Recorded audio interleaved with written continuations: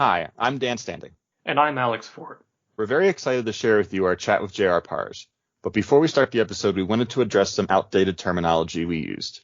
We've learned since recording this episode that the term transgender is best not used in the fetishized transformation context. We wanted to acknowledge this and promise that we'd find a more appropriate term going forward. If you'd like to share your thoughts on this subject or anything else in the episode, please reach out to us at modmetapodcast@gmail.com. Thanks again, and we hope you enjoy the episode.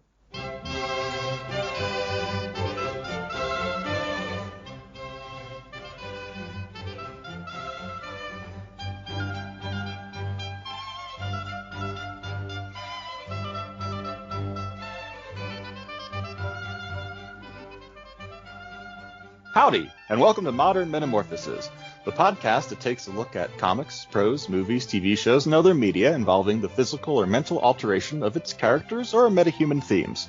Striving to be insightful, respectful, and inclusive, this series does at times discuss adult material, but itself is all access. Join us now as we look at how metamorphoses and media have evolved into the modern era. I am the transformation kink writer and comics creator, Dan Standing. And I am the fantasy fetish scholar and researcher, Alex Fort. And I'm the guest, J.R. Parz, creator of Master PC. Had my own website for many years and have been for the last 5 or 6 years writing self-publishing on Amazon with Kindle books. And thank you so much for joining us, JR. We're really glad that you were able to come on to this episode and share with us some of your experience and thoughts on the metamorphoses in modern media. Particularly, I know some of your stuff has been mind control, and also some I've seen gender swap also recently in your works. Yeah, the magical transgender is actually very popular, and I enjoy writing that. So you can expect more of those type of books in the future. Like, what draws you to that? Like, what makes it so interesting for you? Oh, if you had to come back as a female, if you're a hot female and you're going to be a lesbian, that's a major turn on. So I write what arouses me. It's that simple. So okay. If I write transformation, it's because it arouses me. If it's erotic mind control, it's strictly with the mental aspects, that arouses me. But, when I did all this writings, I don't know if you've ever noticed it, but the amount of actual sex in my stories is very limited. It's because it's the buildup, it's the seduction aspects, it's the control aspects, it's the transformation itself aspects that do it for me. Mm-hmm. It's we talk about with the films and things that we review on here, how I break it up as cause, which is what not only is the actual like science or magic or whatever that makes it happen, but also like whether it's a one character pursuing another one or one character doing something to themselves. So there's the cause, and then the process is what actually we see, whether in this case like the person's mind changing or body altering, and then the impact is what follows. And so you're most interested in those specific aspects of those kinks, let's say, of mind control and gender swap, not necessarily the sex part of it. Those things themselves are what are sexy. Yes, and I've been I noticed when I started writing on Amazon, self-publishing on Amazon, I would get 1-star review, and somebody would come out and say, "There's no sex in it. How can this is not erotic?" Whatever the case may be. Of course, you can't respond to these people, but I'm there sitting, duh. I mean, but I used to get the same complaints, even every now and then, even when I wrote back in the late 90s and early 2000s. It was I would get that complaint from time to time, and but a lot of them, at the same token, there was a lot of favorable reviews. Actually, there was a lot of favorable reviews, so I knew I was on the right track or something. Yeah, your audience had your back. Yes. Oh, and I don't know you've ever been to my website, every now and again I'll go myself. I haven't posted anything new in ages. That's mainly because I don't even have an FTP or don't know much about that stuff anymore, and so I don't even have access to my own website. I know it would take probably a little effort on my part to gain access again, but the fact that I'm writing on Amazon, I haven't felt a drive to do it. But back in the olden days, I used to write. I used to have pages of the reviews, and not only did I enjoyed them, and they're all posted, but I'm not sure if you were aware of that, but it was educational too, and that's what I remember. The criticism too. I mean, but at the same time, people loved my work, and it was like Master PC when that took off. It was incredible. I had a following, and I'm rambling. So. you're Oh no. You're sharing. And that's important. Yeah. This is a podcast. It's built on rambling. Okay. But you mentioned that it's the actual act of the mind control process that's one of the things that's the most alluring aspect, the part that I take it you most enjoy, both reading and writing, and there's such a wide swath of it between like someone self-hypnotizing, or having somebody change them so they know that they've been hypnotized and changed, versus someone who's unaware of it, male dominant, female dominant, etc. Do you have a particular, and I may be able to guess at this, do you have a particular favorite type that you read versus write, or do you find that you're a fan in both of those aspects? Okay. I mean, I have a thing on my website that says all my stories consist of seducing beautiful young women via love spells, lust potions, etc. But whether it's science, whatever the case may be, but I will say that I prefer the love potion or love spell, whether it's through voodoo or witchcraft, even science, where it's the aphrodisiac, and I tie it that way. That is my preference. So, I mean, when I'm in the mood for a story, I'll just do not a Google, but do on a particular website that I'm at. I'll just simply do a search on those key words, and I enjoy those type of stories. So what I try to do is obviously write them. You probably see that in my work as far as the love spell or lust potion, whatever the case may be. Mm-hmm. Mm-hmm. Yeah, I've certainly seen that stretching back. I discovered your works similarly around the late 1990s, early 2000s. That's when I discovered them, and sort of rediscovered your more current works on Amazon most recently. Thank goodness for Kindle Unlimited. But I've certainly seen that that's continued to be an aspect to it. And I also say that I'm also a writer who writes what he enjoys to read, like seeing something that you enjoy and then wanting to either add to that genre or maybe improve upon something that you're seeing is lacking. Well, I mean, I think I don't know if I'm getting off the subject here, but what it is like before the internet, there were paperbacks. I was in used bookstores a lot, and if you've been to my website, I have a whole page dedicated to novels, and what it is it was technically erotic horror. Okay. They had 2 or 3 or 4 scenes of erotic mind control. So what developed from that is once you hit the net, then it was no longer the erotic horror. It was erotic mind control. It was no longer 3 or 4 scenes. It was an entire story like that.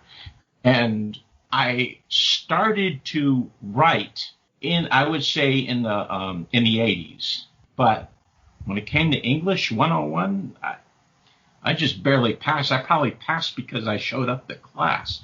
So I was not an English major by any degree. And so I don't know. You remember the word program? They still have it, the green underlining and the red underlining. Mm-hmm. I basically self-taught myself So if you ever saw a website that had my earliest work, you could see ellipsis. It took learning. It took somebody to say, by the way, there's only 3 dots in that, and you don't have to make 50 dots. So it was a learning process on my part. So what it was is I would read something, loved it, but because there was so very little of it, I said, I can write a story and write a ton of it. And that way it was basically one scene after another of what I enjoyed, rather than reading 50 pages only having one scene. It was reading 50 pages and having, 15 to 20 scenes of it. So it was like me saying, I can do better. I can do better than them. And well, as time went on, I found, based on the following, that I guess people agreed, because as far as Amazon, I was able to make a decent amount of money. So. Oh, that's good. I mean, that's kind of, it's very fascinating, because I have generally been around for the general span of the internet. I know I didn't have a lot of pre-internet times, and if I did, I don't remember them very well. And so it's interesting to hear how other people may do without having the wonderful, amazing, immersive experience of the internet. But I guess something that caught me in your story that I was really curious about is that you said that you kind of found what you were looking for in horror novels. Actually, Russ Martin was my, I would say, the greatest inspiration as far as writing style. And I don't know if you ever read his first book I ever read was and it was in the early 80s, I think, or late 70s. It was called Rhea. And that actually had that had not only erotic mind control and the female scene that I'm drawn to, but also they had a body swap and age regression. It had a lot. So then there was other books by Russell Martin that really hit home as far as, hey, this is what I really like. And they were in the horror section. I mean, they were, if you look on the book itself, it says erotic horror. And unholy passion. Yeah, there you go.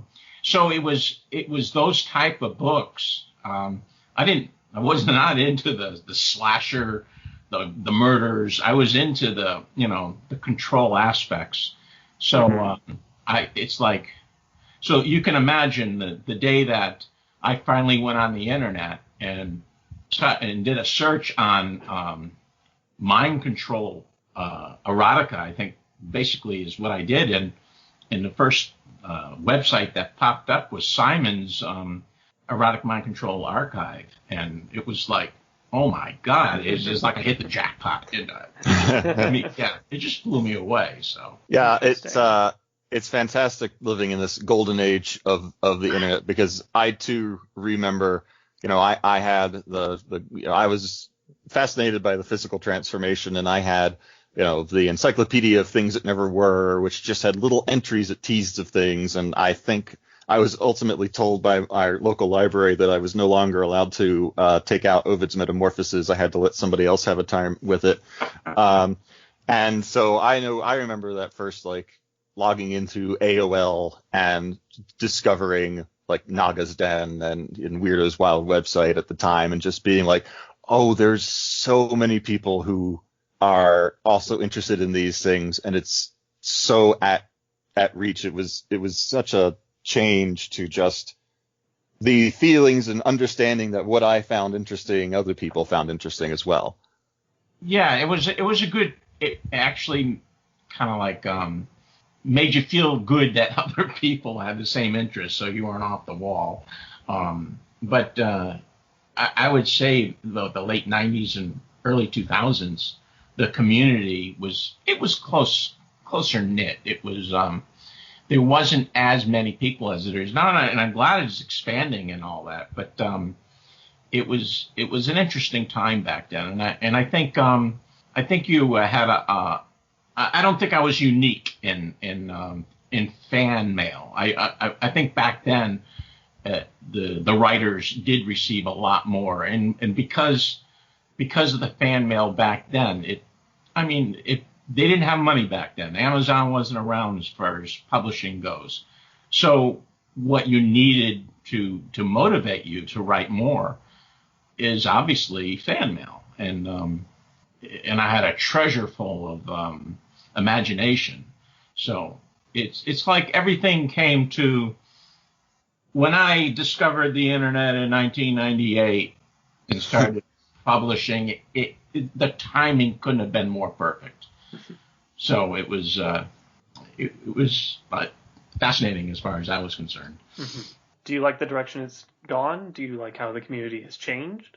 I lurk more than anything now. I think what I did was, as far as the community goes, I think the Amazon publishing probably hurt the community because I think you have a lot more writers out there that are earning money than publishing on, Simon's site or even focusing on websites. Like my website was a very popular website at one time, but as soon as I started writing and stuff like that at Amazon, I just totally ignored it. So I don't think I'm alone in that. I think other people that probably had interest in that category or spent more time on the MC forum or whatever the case may be, I think the overall impact is it's less intimate. It's more generic now than it was. And there's a paywall. Excuse me? And there's a paywall. In order to get the content that's being made, like on Amazon, you have to pay for it. Right. I don't mind paying for something, although I'll admit, if it's not on Kindle Unlimited, I have to be really, really drawn to the synopsis in order to pay for it. Mm-hmm. But, that's another one of the reasons why I think if you went through my catalog of books, and there's over 70 of them, I think the majority, I would probably say 50 of the 70 at least, if not more, are Kindle Unlimited, so people have access to. I know all the new stuff that I put out is definitely Kindle Unlimited, but I do feel like as someone who's also a creator and trying to balance this desire to. I know for me it's well, I want this to be my main income one day. But it's this weird balance between, and I'm still figuring this out. I am a latecomer to really embracing the community in large because I have an anxiety about forums and things. There is this strange balance between sharing your work and sharing what makes your work special and different and unique and worth people's attention versus how do I balance that with holding back enough of what makes it special to make it worth paying for, and how do you balance that? And it puts a weird half distance between what a creator, I think, and sometimes particularly nowadays is willing to just put out there and share versus being open with what their creativity is. I just kind of rambled there myself a little bit. No, I hear what you're saying though. It's It sounds like a balance between marketability and passion. Yeah, okay. When I wrote for free and I had a treasure full of ideas and imagination, and I took the community. I made an impact. I was writing story after story. I was loving it. I was back then grammatically I was weaker than I am now. But I could write a story in a few hours and post it because I only did one swipe at it. Okay. Mm-hmm. And it was imagination. It was fresh based on the reviews. It was wow, they loved it. They ate it up. So what happens is all of a sudden on Simon's site, I have 50 stories, and Amazon Publishing came along, I made a ton of money in the first couple of years. I'd dwindled down quite a bit, but just it's fine because it's just part time anyways. It's like when I work 40 hours a week like everybody else, and the last thing you want to do is write when you get home from work. So it's Saturday morning and Sunday morning. That's basically your writing time, you know. But back then, I mean, what took a few hours or a day at most or whatever. Now, if the self-publish a book, I'm making 50 swipes at it, you know, and I'm changing stuff each time I do it.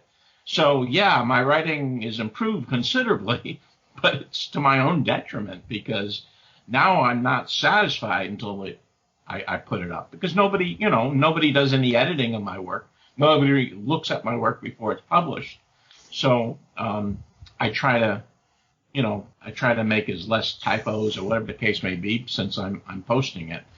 But as much as I've been criticized about not having enough sex in a story when it's called erotic stories, at least they can't fault me for the grammar. And I still, to this day, I get a kick out of it that I can write well. See, I used to say write good. So I at least I can say, wow, you can't fault me for that. And I pretty much get, yeah, it's written real well, but still, you got to have more than, a few sentences. And I'm saying, well, you had the build up. Because when I read somebody's erotic stories, I skim over the sex part.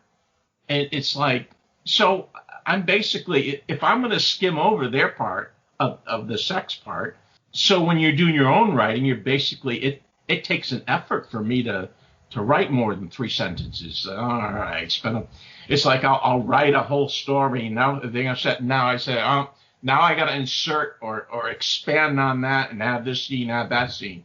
So what happens is your passion of yesteryear becomes a chore now when you're self-publishing.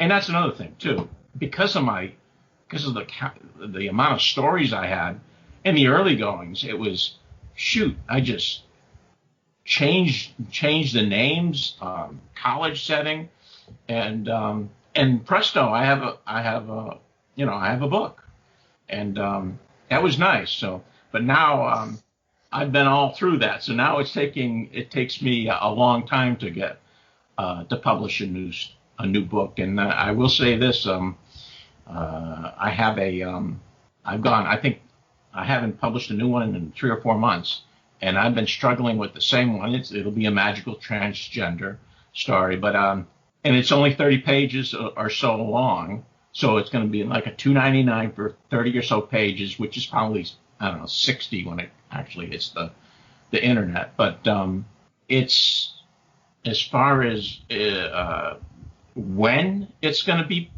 published, I'd say, oh shoot, by the end of this month. I can't go by that. It's like, and that's what they say. That device they have on Amazon Kindle where you can say previews of a book that's coming out and it'll be released on such and such date. Yes. You're aware of that, right? I could never do that because there's no way I would ever meet that date. So I'm kind of like stuck. As far as putting out new stuff, it just takes me a lot more effort than back in the olden days. And that goes with the imagination too. It's how many different ways can you write something? It's sometimes it can get tedious. So you're struggling to try to come up with something new. And back in the olden days, I was applauded for my originality, and it was, oh wow, what a twist, what a turn. And nowadays it takes a tremendous amount of effort to come up with something different. I mean, and it's interesting. Yeah. Go on. I was gonna say, it's interesting though, because you do as a creator want to be bringing something new every time you do it. But I would say, I know personally as myself as a consumer, sometimes it's just I just want to have, as a consumer of it, I know the kink that I want, and I know what I want to experience in that moment. And it's weird because at that point I'm kind of like, okay, well, we've got a different name and a different place, but what I want is still here. And so it is this weird juxtaposition of the consumer who may just be happy with something, more similar to what they've gotten before, changed up just enough to feel new and fresh. But as the creator, it's like, I don't want to just do that same. I don't want to just copy, and replace the names over and over and over again. I want to put out something that I know is original and different. Oh, I hear you.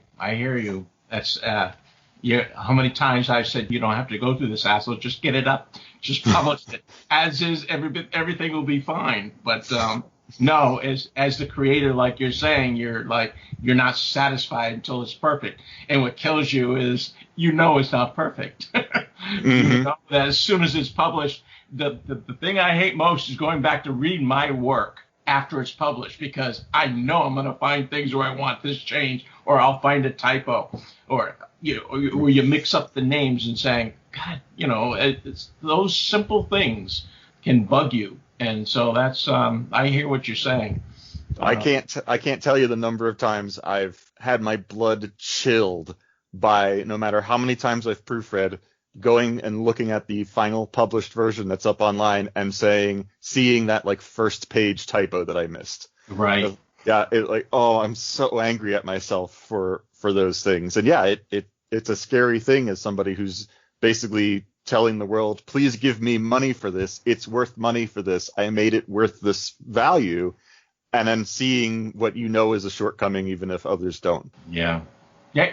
Another thing, it kills me, is I'll write something but didn't have the greatest cover for it, and it's great work, and I'm like, because it didn't have a great cover, half the amount of people bought it than the one with the great cover.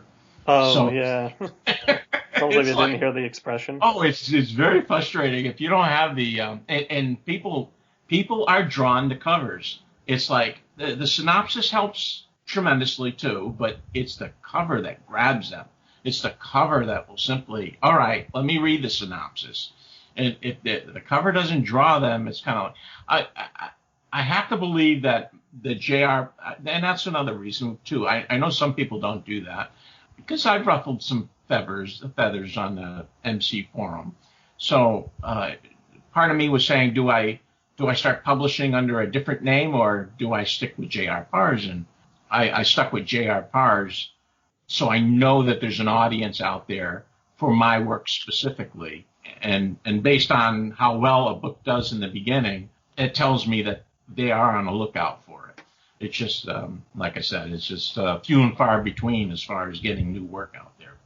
Mm-hmm. It is strange when the name that you've written under, which maybe when you created it you didn't think much about, all of a sudden becomes kind of a brand in a way. Right. You've mostly done mind control, at least that's what I knew you mostly as when I started reading you, but you've also included breast expansion, and we've talked about gender swap. What inspired you to begin including those transformations in your stories? The BE archive. How's that? I have always been a fan of hot women with large breasts. I'm drawn. So transformation to me, and trust me, I used to see it. People criticized me because I didn't make them above a 38 double D. I would laugh because I didn't like it to go the huge, humongous. I wrote a comic called Unholy Testament, and I don't know if you've Bots Comics. They have the BE comics, and the size of the breasts is like, I'm talking about 4 feet out there from their chest. I mean, it's that I will admit I'm not into. I mean, they have to be nice, but I use 34 double Ds now for the largest. And I kind of visualize Pamela Anderson. I don't know, she's kind of like probably before your guys' time. I'm familiar with Pamela Anderson. Okay.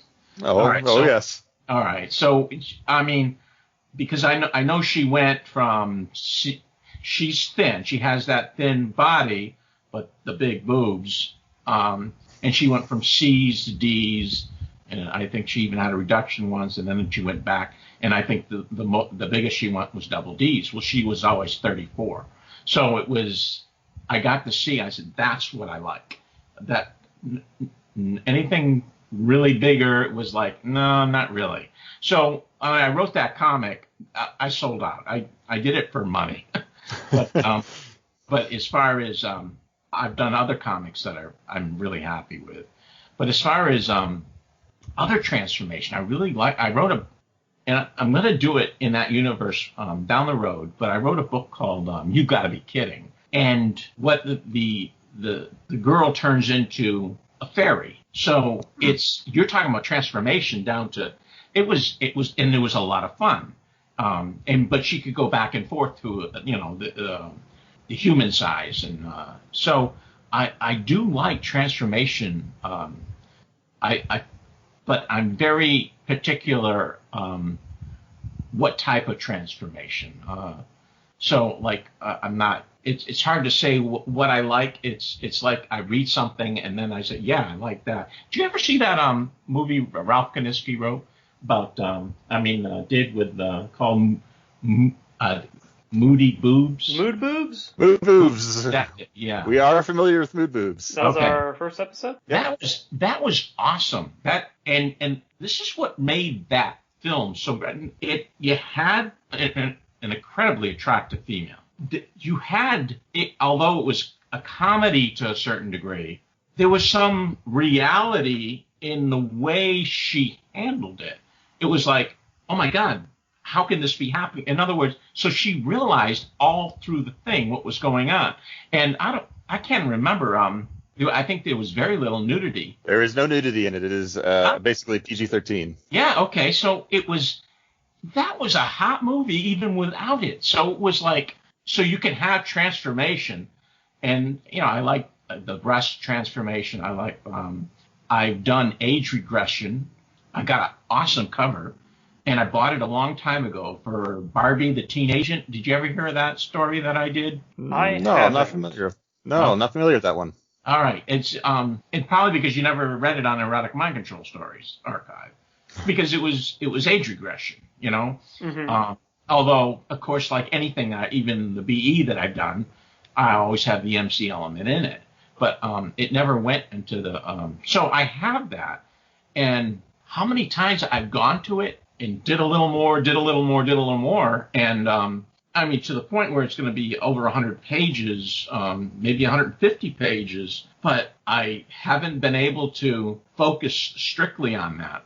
But I know when that comes out, based on the cover and based on the element of what I'm doing, I think you guys are going to like that a lot. It has that element of transformation, but it's age regressive, and basically an FBI agent is age regressed from 28 to 18.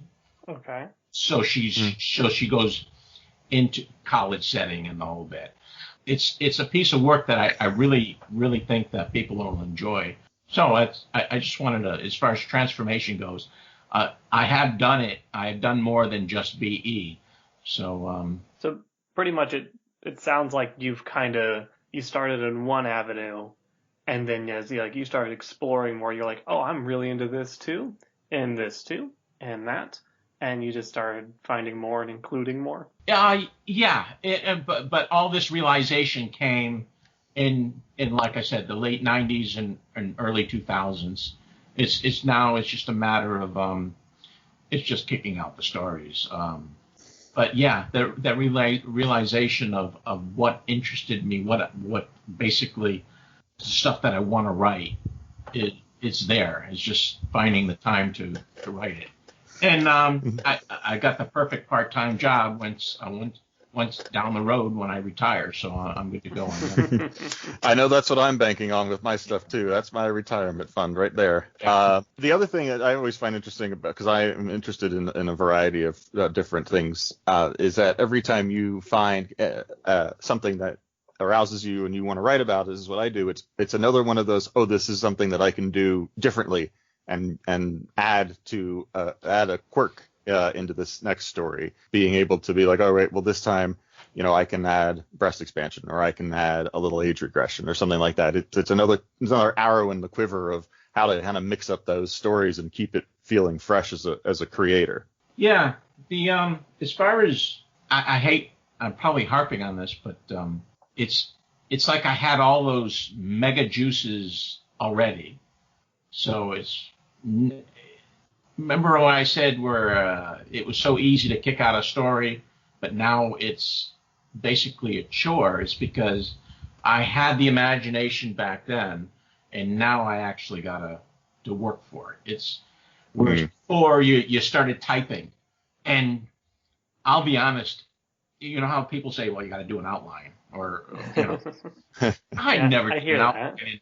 I never did an outline back in those days. I just got on the computer and started typing, and the story just took off, and it went in whatever direction it went. That's where I went, and I was all for it. And even if somebody were to say, "What's your weakness?" I would say my weakness is ending a story. But back then, I had no problems ending a story. It was like and plus you can do more chapters if you're struggling with that. But now it's now, whereas before back then you just type and just went with the flow. Now it's kind of like you type and you think, and you type and you think. You follow what I'm saying? Yeah, I follow what you're saying, because I know I'm getting there. I also was type story, and I've always hated outlines myself, but it is getting more and more of a, man, what did I just do 2 pages ago? Like, maybe I should have taken a note at that point so I would remember what I'm at here. But the other aspect, I will say something that I've enjoyed about some of your stories that I've read, particularly on Amazon, is that you say you've had troubles finding necessarily places to end the story. I've seen that you've done little time jumps sometimes at the ends of some of the stories. I know personally, as somebody who enjoys just as much the process of the transformation as seeing what the impact is on the person over the long term, seeing those little time jumps and getting to say how things have changed over months or years depending upon your story, that's been very interesting for me to see, and I've enjoyed that aspect of it. The epilogues are it's I don't know, maybe that's an easy way out of so I can say, all right, well, let me get off that topic, since I don't know where I'm going, and jump 3 months in the future and then take it from there. But yeah, I hear what you're saying on that. I've been called out on that type of stuff. So I did fan fiction. Believe it or not, Twilight was actually I was fascinated with that universe, and I did fan fiction on that. And interesting. You ever hear of Twilight? I've read it.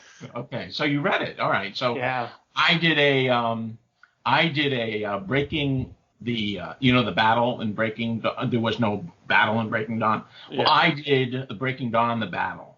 Okay, so I wrote the battle, and then I had to merge it with the actual dialogue from Stephanie Meyer's. But it was a really, I put everything together, and it worked out perfectly.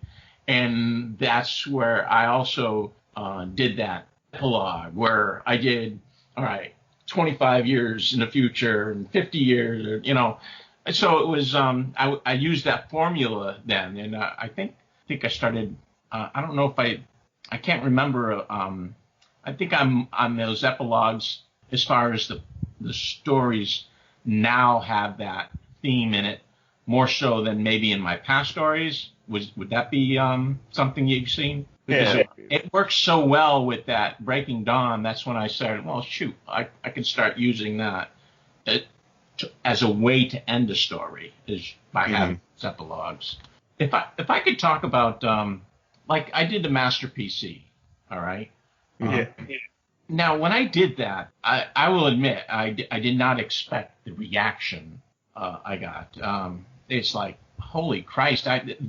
That story won awards on different websites, the BE site, and I couldn't. I was like mind staggered over the reaction of that because it's not anywhere close to my favorite story. But And for those who are listening who maybe haven't read Master PC or any of his stories, and you certainly should, it is generally about somebody who discovers a computer program that lets them edit reality as one would edit a photo in like Photoshop. Yeah. My original idea was a typewriter. And I can't remember. John Candy came out with a movie. I don't remember the name of it. Maybe. Oh, I know which one it is. He's writing. He's typewriter. Yeah. And he makes a girl love him and stuff like that. I'll be honest with you. I don't know if I had the idea and that movie came out or that movie inspired it. Probably the movie inspired it. But that movie was back in the 80s, I think. So, of course, you didn't think of a computer then. At least I didn't. So then all of a sudden here in 1998, it's no longer a typewriter. Nobody used typewriters, right? So it was a computer, and that's. And I was telling Fort the other day, I am not a computer geek. I'm the complete opposite. So when I wrote that, it was like, it's simple. You won't see any computer jargon in it. And I think that was probably to my benefit because people just loved that story. And it was like so simple. And why Masterpiece? I mean, let's face it. I'm sure people have had the idea, so it's not like it's a unique idea, but they always gave me credit for it, so I said fine. And the universe page that I put together, I mean, Simon has tons more stories on Master PC than I do. And I mean, it's like Lovecraft, like a lot of people attribute stuff to that guy, and he did not write that many books. Like Lovecraft wrote, I think, like 5 books about a specific thing, and then like everything after it gets attributed to him, even though he didn't write it. And even like Master PC, people kept on saying, "Well, when are you gonna continue? Or when are you gonna write more?" And I just didn't. One day, I did write. I mean, I did write Master PC Leftovers once, and the only reason I wrote that is because I wanted to capture the plight of the female that was transformed into this beautiful, large-breasted bombshell, and she, because of the antagonists, I guess that's the right thing, his death, actually, she was released from this mental prison that she was in. So there was a little dark. It was a little dark, and but here she was awakening to the realization that she was this huge-breasted bombshell that was basically a nymphomaniac. And I wanted to capture her plight as far as how she had to deal with that. So I don't know if people liked it or not. I didn't get that many reviews on it, but I loved that. I loved the struggle she went through. Of course, and I think every story I wrote, I always have happily ever after endings. I have read that story. And I really enjoy it. I thought it was a really excellent exploration of the impact of these transformations on this character, and I definitely recommend it to people. I think it's a really fun piece. Oh, thanks. Yeah. As well as I write, you have to be an incredible writer, and there are people that pull it off. In my opinion, you have to be an incredible writer to write erotica in the first person. Mm-hmm. I am not that good. So I need that third person because I need my readers to know what the female is feeling. I think. Go ahead. I was going to say, yes. With first person, it's weird because I know for me, first person is a really easy way to start writing a story, and it's a really terrible way to continue writing a story. You've become so quickly trapped in the only experiences that you can really tell and share as that one person, and unless they're the one who's having the most fun, it's really difficult to extrapolate on the experiences of everybody else. So I know personally I lean third person in my preference of writing. Yeah, 99.9% of my have. I think I did the first person, I think twice way back in the early goings. I think it was, I can't remember the names. But there was two stories I did but it was under the female POV. So if you're going to do it, you do it under that. But I'm saying to myself, everybody knows. Well, I mean, what gives a male the right to to write a first person on a erotic story when they're not, female? So I'm there like, no, I'll do third person, and more the better. I mean, you can have more things going on with third person. So that's definitely what I prefer as far as writing. Actually, it's for the most part prefer than as far as reading too. I know. Go ahead. Oh, I was just gonna say I know that there are stories that tackle that by saying, well, this chapter is the first person's perspective of this character, and then it alternates, and then chapter 2 is the first person perspective of the other one, and that's a fine way of getting around it. But personally, it's always been very disruptive to my reading to be switching back and forth like that between protagonists, and it's in anything. I would say even if you're a New York Times bestseller book, swapping back and forth between first person narratives, I'm going to be a little bit whiplashed in my reading, just because that's a personal preference of mine. Yeah, I did. I don't know if you guys ever. I'm a Jack Reacher fan, and sometimes he does the first person and he does the third person. Personally, when it comes to Jack Reacher, you guys know who I'm talking about? Didn't they make a Tom Cruise movie out of that? Yes. Please, Tom Cruise. Here, Jack Reacher's 6'5", 250 pounds. Tom Cruise is what, 5'5"? Something like that, yeah. Yeah. They cast it so wrong with that. But the bottom line is, if you have a good character, in the book's Lee Child, if you have a strong character, I can see the first person, because sometimes he does the first person, sometimes he does the third person. Well, in his books, I prefer the first person because he's got such a cool character. I'm only interested in what he's dealing with. You know what I mean? But as far as writing erotica, I mean, first person to write erotica, I mean, there's only so many different things you can say to indicate that the female is aroused. I mean, you're so limited. So, and I'm not saying that people haven't pulled it off, but they're much better writers than I am. So I'm like, okay, I tip my pen to you.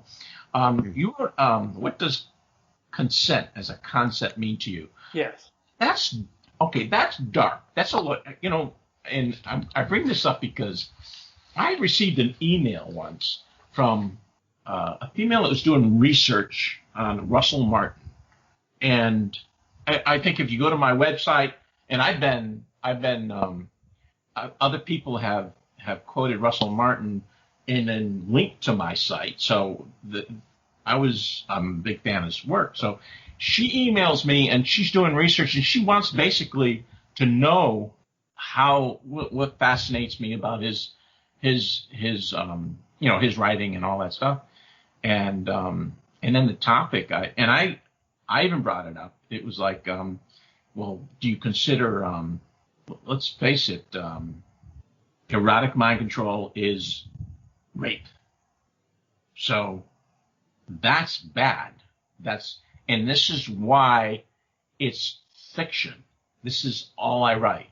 And that's what I tell people. Look, I write fiction. This is, fantasy, whatever you want to call it. But the bottom line is, would I want something like this to happen in real life? No, definitely not. Because these females, they're basically subject to the mind controller, and that's a lack of will. And when their will is being manipulated, well, that's a bad thing. So.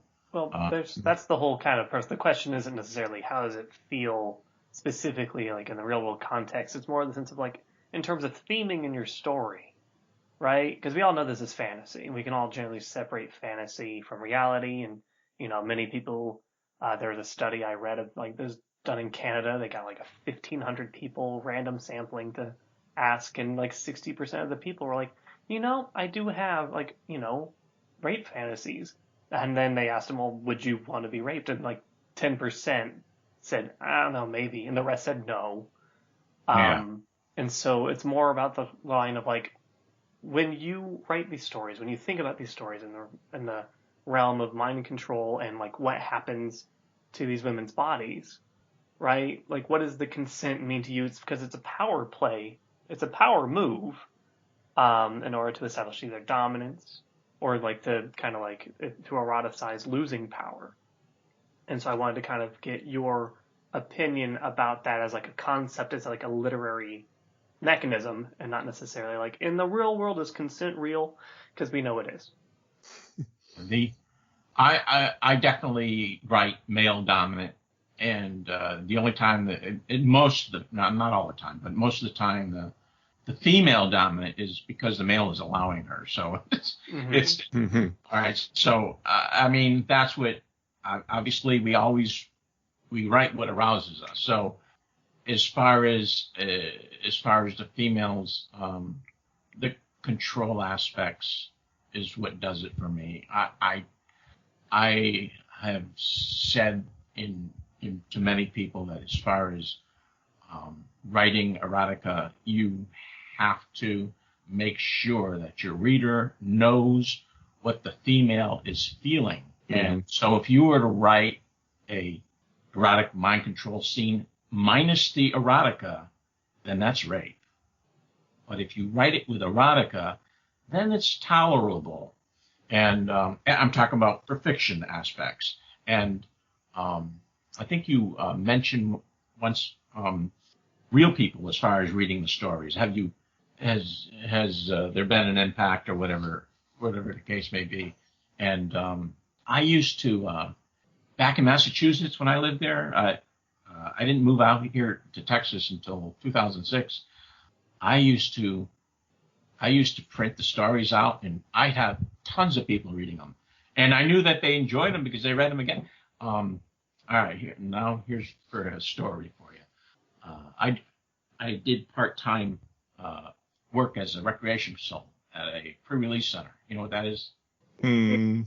Okay, it's for inmates that are transitioning so they go on work release, and then they're now no longer called inmates, they're called residents. So you had males and females. All right, so you had different wings. So when I had female recreation, my best way to know if my stories were working were and I had a strong enough rapport with these females that I used to hand out my stories so they could read them. And they constantly, and it used to be a big thing, is do you have any candy for it? They used to call it candy. But do you have any candy for us? I says, yeah, I got a new story coming out and soon, blah, blah, blah. But the bottom line is sometimes they would read a story even out in recreation, and I used to watch their mannerisms. So the hair turn, twisting the hair, and I would see stuff so I knew exactly what was going through. They loved the stories. So I knew I was writing, erotic mind control is bad, but they were responding to it. And I would get people saying, I can't believe I like this, especially females. They were like, I can't believe I like this. And I said, yeah, I can see that you like it. But when I came out to Texas, oh, no, totally. They're very religious out here. You can't get away with the stuff that I could in Massachusetts. I wouldn't even dare attempt it. And you want another good story for this one? Sure. At least I thought it was hilarious. My brother did too. My wife and I took my father, and he was going to a lawyer because he wanted to do his will and all that. So I said, all right, fine. So it was a female lawyer, and we had the meeting, and I think it was 2014, and it was I think I made about $12,000 that year, and that's, let's face it, when this part-time, basically it was for the work that I've already done, it was very easy, Amazon part-time job, great. So it was like, all right, my wife kept on saying, well, you need an LLC.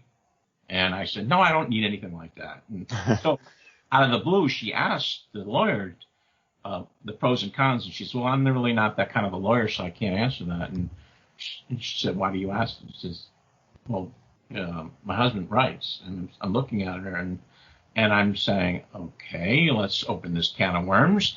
And and she said, well, would I see your books come up if I type in your name? And I said, no. I says, no, I write under a different name, and I have no interest in sharing that with you. And my wife knew enough not to say anything too at that point. And then my father he was not all there at that point. He blurts out, J.R. Parz, and I'm saying, oh my God. It was like, no, you did not. Do you believe she emailed me the next day and said we can't do business? Oh, wow. Wow. I mean, fine, you go to another lawyer, but I was like, oh my God. My brother got the biggest kick out of that. But yeah, it's Texas is very different. Yeah, it's a whole other culture. Yeah, it was. So let's put this. I think there are about 2 or 3 people total that know that I write this stuff. And I'm very, very particular, whoever, who knows. Whereas in Massachusetts, I didn't care who knew it, Right. Mm-hmm. I have to say, as a resident of Ohio, I am always at that like 50-50, like everybody's kind of like that liberal, but also kind of that conservative. So, my wife and actually most of my family knows what I do, but it is one of those like, maybe don't share that with the neighbors. Because it's weird. As if you were to say, oh, I write murder mysteries, nobody looks at you and goes, oh, you write about people getting murdered. Well, obviously you think murder is a good thing. That's it. Yeah, that's it exactly. I was like, they don't care if somebody gets murdered in it, but throw erotic mind control in it it's taboo. And that's why you see it in mainstream, it's because it's taboo. Well, it's so weird though, because as you mentioned, like one of the reasons that we do this podcast is to point out like these things are actually much more in the pop culture than they realize. Like there are love potions in Harry Potter. There's you've got a list of books on your website that include these things. Dracula, uses mind control. Like right. It's everywhere. But it's one of those such a strange things to like point out to somebody, be like, oh, well, it's in this and it's in this and it's in this and it's in this. But when you put it in this context, in the sexual context, it's like, oh, well, what is that? That's such a weird thing. Nobody that's such an underground thing that nobody would in their right mind touch on. I do think one of the things, and this kind of goes back to the third person narrative part, that makes writing erotic mind control, I think to a lot of people feel a little bit, I don't know, safer is the wrong word, but more comfortable with, is that as a narrator in a circumstance, you can assuage some concerns and be like, oh, well, this person is kind of giving into it, or they're discovering that they like it, and things like that. Like there's an aspect of a narrative function that allows you to sort of break that taboo a little bit by giving them a little bit more insight into that person's experience of something. Yeah. It's a little dubious, but it's a more than nothing. Right. Yeah. It's and that's what I was driving home was is the female happily ever after is she knows what's going on. She says, oh, like you say, oh my God, I actually love this and acceptance, and then she has her happily ever after. And if you read most of my stories, it's usually with another female.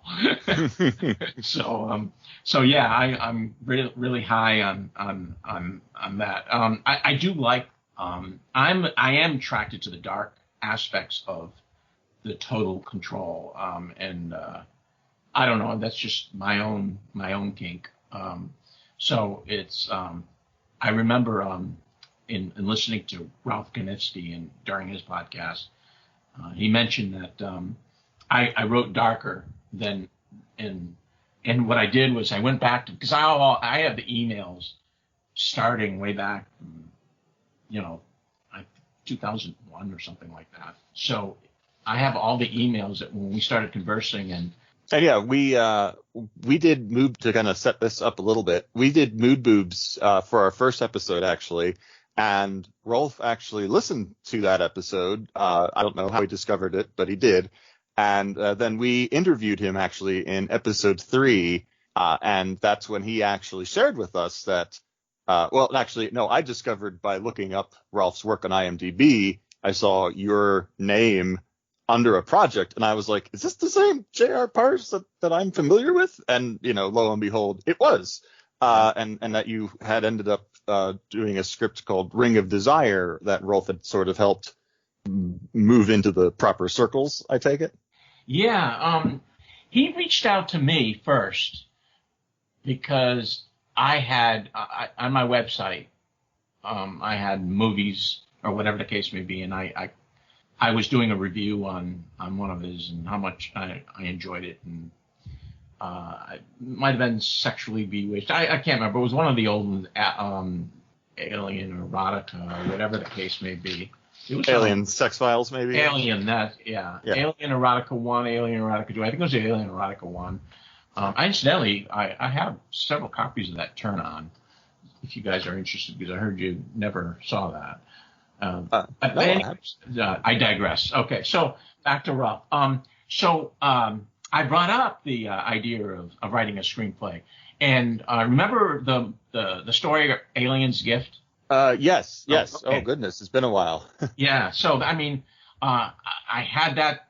I wanted to use that concept, and I struggled with that.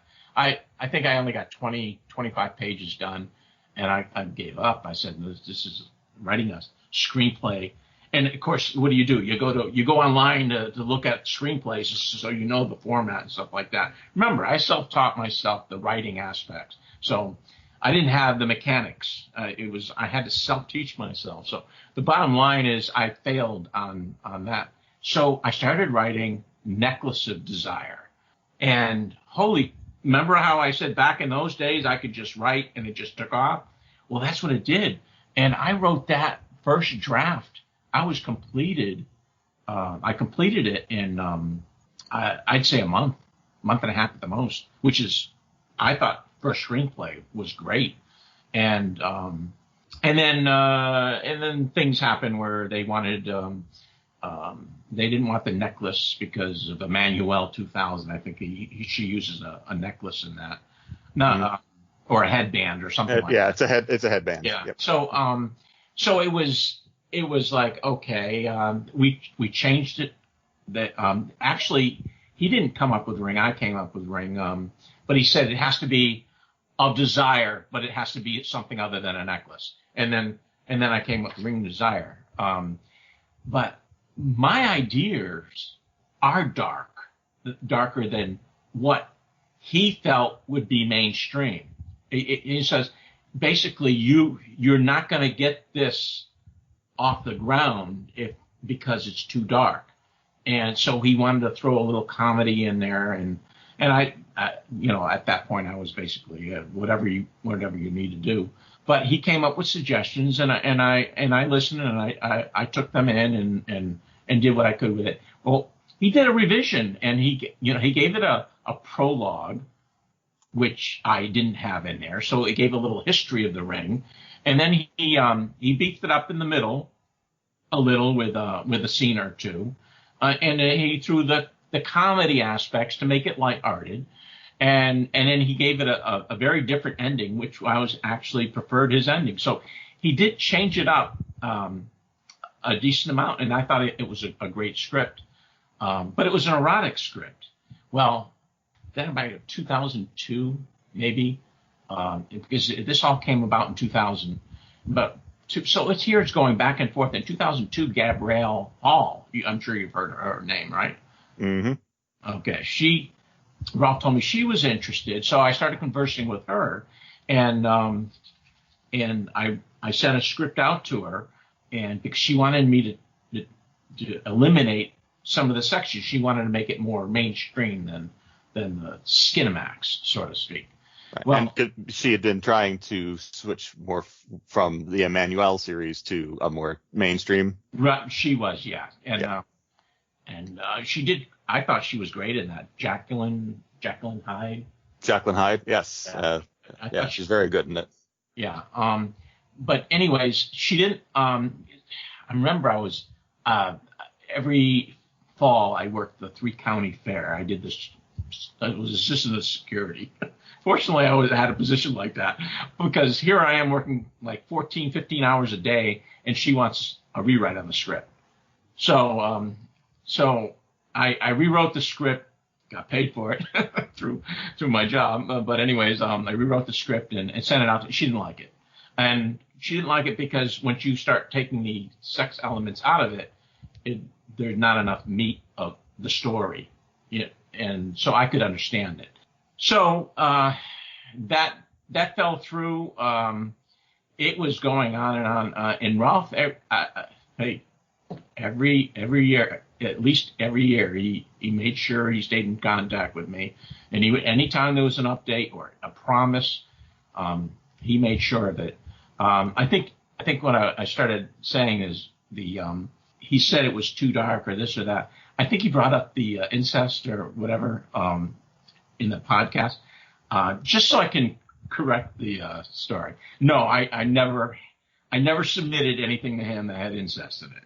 But he read enough of my stories, and I mean, I was into sister. So that's basically why he probably remembered that I did stuff like that, and he probably associated it with the script. But no, I never did that. But I was favoring. I wanted the real aspects of the woman dealing with her, being mind controlled. So, and that's what he felt was too dark. So it's the story. So writing fiction is a lot easier than writing a script because then he knows what works out there. Or he knows what will fly out there. And so it's kind of like he had to put the brakes on the dark aspects because he said basically it won't get picked up if it's too dark. So. Isn't that the weirdest thing though? Because I remember there was a movie called Human Centipede that got like really, really popular. My God, I remember that. And apparently yours is too dark. That was sick. Yeah. I watched that though. I watched it. My mouth was open the whole time. I was like, oh my God. You have better fortitude than I have because I have not been able to bring myself to watch it or its 2 sequels. Yeah, that's excessive. I did not finish the second one, but I did try, and I said, oh no, I can't watch it.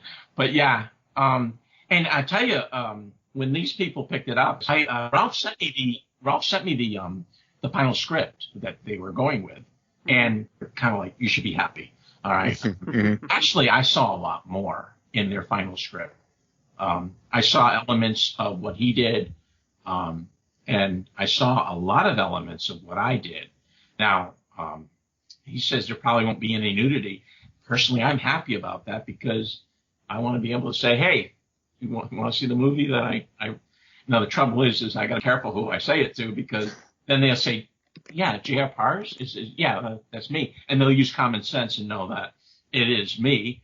But at the same time, then they're going to go online and say J.R. Parz, and they're going to see a whole different aspect of me. But no, I'm looking forward. I hope it hits video or DVD, whatever you want to call it. But I'm very interested in seeing it materialize, and it was like seeing something come to life. It's just a cool feeling. I think one of the things is have you seen fan work of some of your stories? Because no, I haven't seen much of that. But I tell you what, I got the whole Click series, and the Power Flower or whatever you call it, the Butterscotch series. Yeah. Yep. Mm-hmm. I have because I had a fan that lived in Spain. Oh. And he sent me everything, and it was like I had a treasure full I got these videos that just because they like my writing, and I would get stuff from fans. They say, hey, give me your address. I want to send you something. And I'm sure.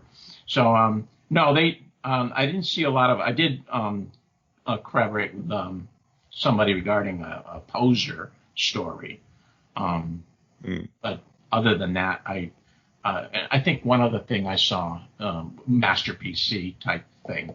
But no, I haven't seen anything as far as, art. But like I said, I did a couple of comics, and although it's very hard to do because it's like writing a screenplay because of my style, I got you have to write sex scenes in a comic because that's what they do, right? This is how I did it. And you know what? They had no problem with it. I would go on Google and write lesbian sex, and you get a ton of pictures. Right? Indeed you do. All I would do is copy, paste. Didn't write a damn word. Use this, and that's how I did it. Oh, that. As someone who has also written at one time, a long time ago, for BE Story Club, and struggled through some of that, I am now like, why didn't I think of that? It was a very lazy way out, but they accepted it, and they bug me every now and then. I've been doing more, but I'll be honest, writing a story or writing a book, okay, which is funny because it's story length, but it's considered a book, and then the minimum you get is $2.99 because I'll be damned if I don't get 70% of it. All right, so writing a book is so much easier than writing a comic. But the thing that you get with a comic, because I've done 3. I don't know if you're aware of it. Master PC, The Ultimate Gift. That was my first one that turned into a comic. That's pretty good. And then the second one was Unholy Testament, which was a screenplay originally called Love Spell that I had sent to that I was working on. Got about 70 pages into it and then just gave up on it.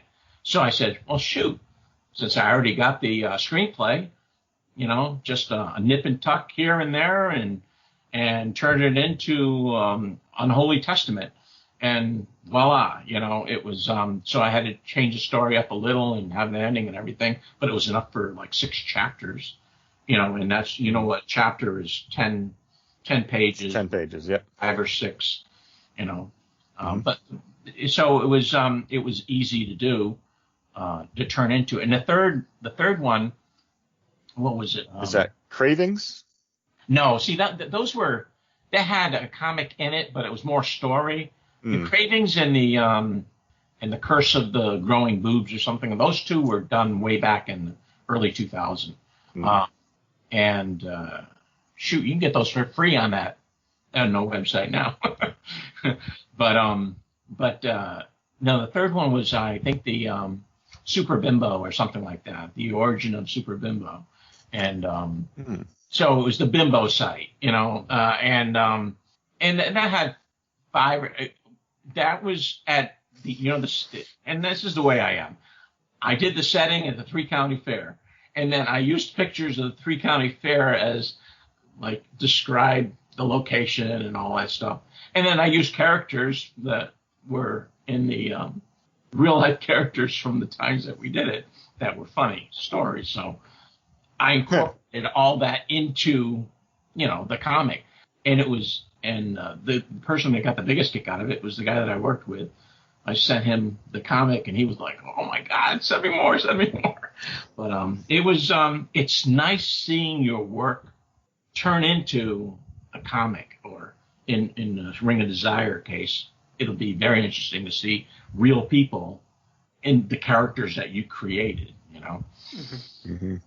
I have to say I feel the same in regards to the comics. I've been very fortunate enough to either be adapted or produced myself, and I am very jealous of the film and I'm very excited for you and cannot wait to see how that turns out. I'm hoping maybe video on demand or something. If not, there's no films going into theaters now, so everybody's had their, all the it's been equalized for everybody essentially at this point. Right. Yeah. That's I was worried that Ring of Desire might stall, because that was when they were filming. That was I think they started filming in January or February, and saying, "Oh shoot, I hope they're not delayed." But no, with those type of scripts, and they don't spend a lot of time filming. So fortunately, yeah, Rolf said that no, they finished, they wrapped. So that's good. It's nice. Oh well, no, what site are your comics in? I did have back way back. I also started with the BE Story Club, so there's a couple that they wrote for me on there. But I now have a website called transformium.com, and I also use patreon.com/dsredux, because I thought I would be clever about doing a Patreon where I was redoing a lot of my old stuff, and then realized after the fact, like, I probably should have used my actual pen name for this, but it's too late now. Yeah. So it's an interesting position for me, because I really didn't ever have a period where I didn't start out writing on a website for free. Like, it's weird. Like, I saw stuff on BSC. I was inspired, I think, by Curse of the Growing Boobs and a few other things, and was like, oh, this looks fun. I'm going to do this. That's how I started. And then kind of after the fact was like, oh, I'm going to write free stuff on a website and everything. So it's a weird alternate method that I began everything in. But yeah, Patreon's been fantastic in being able to fund, because comics aren't free to produce and I can't draw. So yeah, right. Yeah. But now, did we ever converse as far as email or anything like that back in the old days? No. So for me, I had some bad experiences early on. Not super bad, more inconvenient. And that kind of put me off a little bit of being too engaged in the community. And so it was really only these last 2 years where I, as I've suddenly, I was getting right into Tumblr just before the purge, and just kind of really starting to teach myself the new social media aspects and Discord and things like that, specifically to be like, I've been out of this community for too long, and I want to really begin to be who else is out there? What's going on? What have I been missing in that regard? But you're one extreme to the other, though, don't you think? Oh yeah. Oh, I threw myself right into that fire. Yeah. But it's been good. I would not have met Mr. Fort if it weren't for going to SizeCon earlier this year, and just really would not have reached out to you if it hadn't been for starting the podcast and randomly coming across, or randomly ending up getting emailed by Rolf and then being like, oh, you know what? JR is somebody who I've always, enjoyed and was certainly an early, influencer of me. I'm going to reach out to him and see if this. I'm glad you did. And I'm glad I found the nerve to do it, because I'm pretty sure I said it in the email that once I start, I'll be fine. But it's like anything else, especially when you're not the super articulate. My wife is incredibly articulate. So anytime there's an issue that you do a lot of talking, I said, you handle it. So I said, if I got to write, I'll write it. She'll do the verbal one. But it's astounding how much you can get done when you actually just start. Yeah. You take that step and overcome those nerves. Yeah. And she did Toastmasters, and oh wow. Yeah, she was heavy into public speaking, whereas I was very, very the opposite. Unless I'm an expert or something like that. So you would think that, talk about your writings, but my memory sucks. So I need to write notes before like I said, when Ralph Kaniski started talking about Ring of Desire and all this stuff, I said, let me just go back to my emails. And I said, oh my God. But the amount of times that we conversed, there's a lot out there that we conversed, and I will give him a lot of credit for sticking with it. He definitely did not let me down in that department, because as with the scripts he wrote, he could, it's like if you're using somebody else's script, then that's one less script that he's making. Mhm. And so.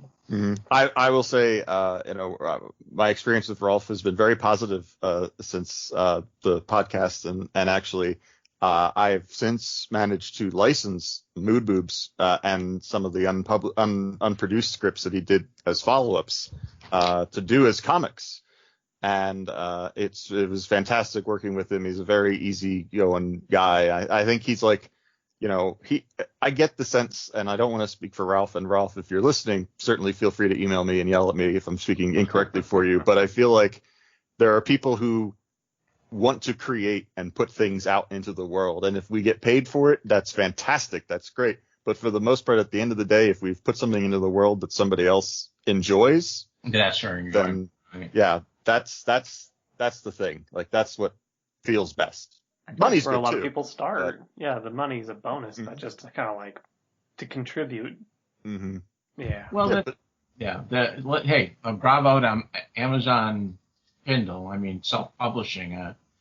It's like all that energy and all those stories are now making money. So basically, at least I received some money from it, So now for the last couple of years, everything that I basically put out is new stuff, which is good because, they don't, the readers don't, they want something new. They want something fresh. And so there, Exactly. As someone who's been writing for so many years, your works are cover a vast amount of ground. As so many of them, what do you feel is one of your most favorite or best sums up your portfolio? Yeah. And I think I touched on this before, is the Master PC is the most well known, but not even close to being my favorite. The Agency is actually my favorite because when I wrote that, I was directly inspired by Russell Martin's work, and I try to cater the story with that type of theme, which is dark in the controlling aspects. But that was always the favorite as far as like that pure MC. But even that had BE in it, which is the breast expansion. So I was still I still had that in my stories. And I find that I was constantly doing that. So if it was science, whether it was magic, whatever the case may be, a girl who was a B cup ended up being a D cup. So, and as far as transformation, I wrote a story called The Origin of Hootersville, USA, that was very popular when it came out. And I paid tribute to Ralph Koniski in the beginning of that tale, because that was I had just seen the movie Pretty Cool. Have you seen that movie? I know Pretty Cool, yeah. Okay. I don't think I have. Oh, really? Yeah. It involves a gentleman who gets it's mind control, but it involves like an experiment that gives him his mind control powers, and then he uses it to swap people's minds and make people change personalities, or it covers a lot of ground. I think actually he used there was an electrical storm with a computer, and it got downloaded in him or something. I don't know. I'm remembering something like that. But the bottom line, it was I gave him that tribute by mentioning his name in it. I also, as far as transformation, I also wrote Veronica Doll, aka Barbie, and they had that bimbo type theme in it. And I know people love Jennifer's, not Jennifer's transformation, although I did write that. Janine's Wishes, I think that was a very popular short story, and but I always felt that the Veronica Doll, aka Barbie, was a lot better. As far as the popular MC, I think I touched on this before. Was the cover means so much. I wrote a book called Cabin in the Woods, I don't know if you remember seeing that. I saw a movie about that. Yes, I stole that title. But anyways, the Cabin in the Woods was very popular. Voodoo enslavement, it worked. But my bestseller, I made about $1,500 on co-ed slavery. Oh, wow. I mean, for this part-time job, for a book to do, people, I realize there's Amazon people out there that make $1,500 in a day. Mm-hmm. Hey, I realize you're making a lot of money, but for a part-time gig, I was like, wow. I said that people really love that. So, and the most popular, the TG is, please tell me you can reverse this. I try to, the titles is, Rude Awakening, that kind of stuff. As far as the bee and other type of transformation, I told you about You Have to Be Kidding with the fairy. The body overrules the mind, and I did I finally did a necklace story. No, I couldn't do it for the movie, but I did called Necklace of Voluptus. You know who Voluptus was? It sounds familiar. Yeah, she was I think she was a product of Eros and whatever that other Cupid and Psyche. Yeah. Cupid and there you go. Yeah. I looked it up. I Googled it. I'm not going to say that I remembered that off the top of my head. All right. So I wrote Necklace of Voluptus. Obviously, and that's where you get your story. Is like, okay, let me do Greek mythology or whatever the case may be. And I came up with that Voluptus. I said, Necklace of Voluptus. And I wrote a BE, of course, mind control, but the BE aspects. So there was, if you haven't, I'm pretty sure it's on Kindle Unlimited, but if you haven't read that was fresh, and that was one of my newest work when I just first started, and that had done really well too. But like I said, when it comes to Amazon, the cover means so much. I have this gorgeous blonde on the cover of The Subjugation of Tammy, and I swear that cover alone gets people to buy that book. So the cover means a lot. If somebody says the cover doesn't mean anything, they're wrong. The synopsis, a good synopsis helps, but that cover is, what they're doing is they're looking at what the girl looks like, and their imagination is just, it's just flying. And so anybody that's writing, self-publishing, that would be my biggest advice, is make sure your cover is perfect, because that's what's gonna get the people to look beyond all the other people. You're not supposed to judge a book by its cover, but you can sure as shit sell a book by one. Yes, definitely. Mm-hmm.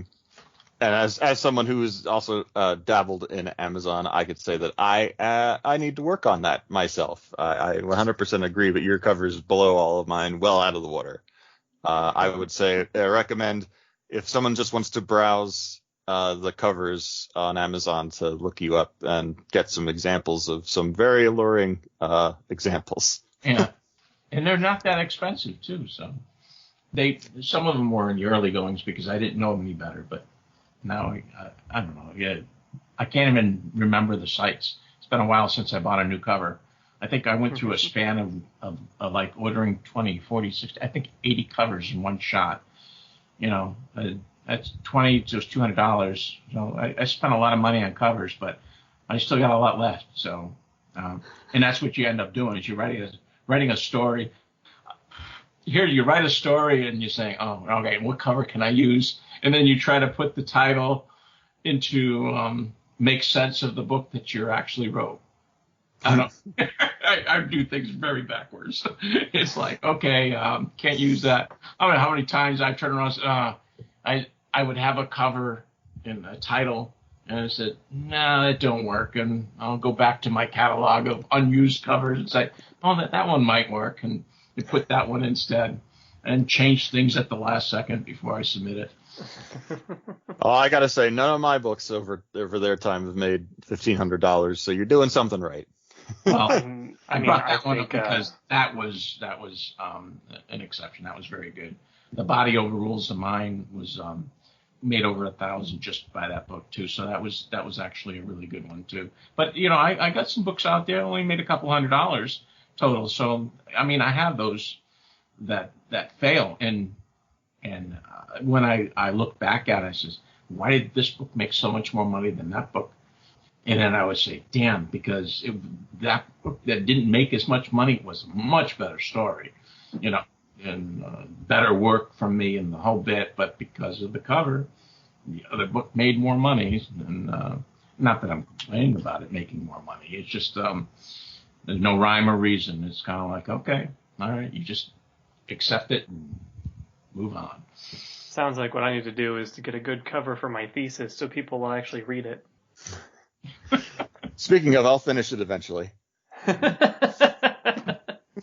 Yeah, it's been fun sitting back here because it's like you guys are talking about the trials and tribulations of writing fiction and publishing. It's like everything I've written has been academic. Well, I mean, you'll find that I found, I don't know, Dan, if you're in the same situation, but when you write fiction and the better you get at it, then try to write professionally as far as your academic, whatever you want to call it, it strengthens that area completely. So when I have to write a memorandum for record or whatever, I work for the government. So it's thanks to my writing all these soft porn stories that I'm criticized for not having enough sex in, but because of that writing, I mean, I can write a really damn good justification, for this or that or whatever. So it helps. It helps in that category big time. Do you find it works vice versa? Do you find that your government writing helps you with your erotica? No. It's too dry. No. Well, JR, I think we've really, either through conversation or question, touched on everything that I can think of that we wanted to talk to you about. Was there anything left unsaid you wanted to finish on? Or actually, this would also be the opportunity if you really want to plug any particular thing you haven't touched on already. And if you have any questions for us. Yeah. Oh, yes. The only thing since I don't write, I might submit a story. I might shock people and submit a story down the road because I think I have a cover called something to do with mothers, whatever. I can't remember. The bottom line is it gives the idea of incest, and it got rejected and it didn't have any incest in it, but I think the cover alone was enough where they thought it might. So it's like, I'm all right, whatever. So I haven't used the cover. I probably won't use the cover, or there's too much boob showing, or whatever the case may be. So I might write something for free down the road using that. What was your original question? How did I get on that? Just if you have any questions for us, or if there was anything in particular you wanted to pitch. Yeah, I wanted to plug. So I would say I write Amazon. No, I have nothing to plug. They know I can say if you search for JR Parz on Amazon, you will come up because I do that. I've been checking. I know you haven't published anything for a little while because I was like, what's new from JR? What's going on? Yeah. So but when it comes out, you'll see it. But no, as far as questions for you, I have your website. I will check it out, and obviously I'll be anxious to see. Do you think it'll come out coherently? This Oh, absolutely. Oh yes, this has been. Dan's very talented. I've had. You can make miracles, right? Okay. I would say, JR, this is probably going to be one of the easier ones that I have edited. You would not believe the technical difficulties that have come up in the past in regards to this. And I say that I'm going to check my Audacity and make sure it's still recording. Yeah, it is. So as we're already well ahead of the game on regards to this. It's been a pleasure speaking with you, and I've really enjoyed the conversation and your willingness to share your experience in this field with us. Yeah, that takes a lot. All right, Dan and Fort, I appreciate this opportunity to talk about my work and about transformation specifically, and obviously transformation means erotic mind control too, because that's a transformation of the mind. But so I appreciate this opportunity and have a good night. Thank you. You as well. And we look forward to maybe speaking with you again one day on Modern Metamorphosis. All right. Thank you.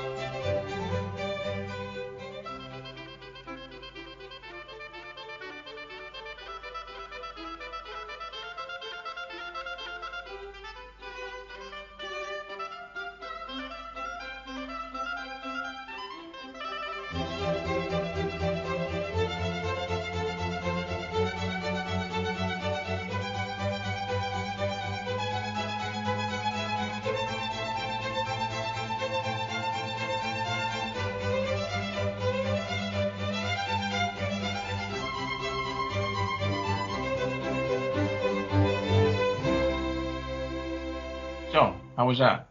That's good. That was Okay. very good. All right. So that on that note, I appreciate it again, and we'll be in touch. Yes, of course. Sounds great. Thanks, JR. And yeah, I'd look forward to emailing with you more about really whatever. All right. Thanks. All right. Good night. Yeah. Good night.